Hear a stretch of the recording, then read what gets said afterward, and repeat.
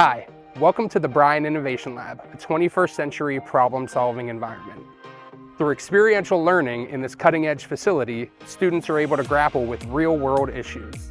We believe the unique hands-on learning environment of the Bryan Innovation Lab will enhance and strengthen each student's enthusiasm for learning, adaptability, collaboration, and critical thinking skills. Our lower schoolers participate in children's engineering, like play workshop or kindergarten's hands-on science classes. Our middle schoolers do megabytes, enrichment, and stewardship. And our upper schoolers participate in programs like robotics and biomedical design. For example, biomedical design students used our 3D printer and laser cutter to create prosthetic limbs and functional wheelchair and walker accessories. All students have the opportunity to work in the gardens and use our professional-grade teaching kitchen.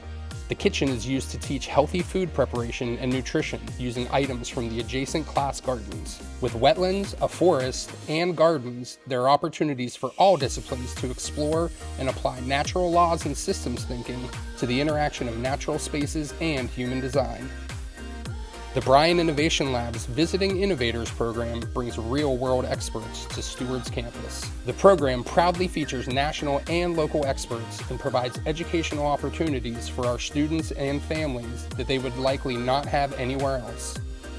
In 2019, astronaut and former NFL player Leland Melvin visited campus to share his experiences, passions, and insight with the students.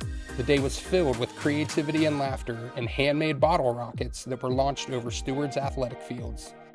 You can see part of Melvin's visit featured in Season 2 of Dogs on Netflix. The Bryan Innovation Lab regularly works with local partners to provide unique programming for Steward students and the community.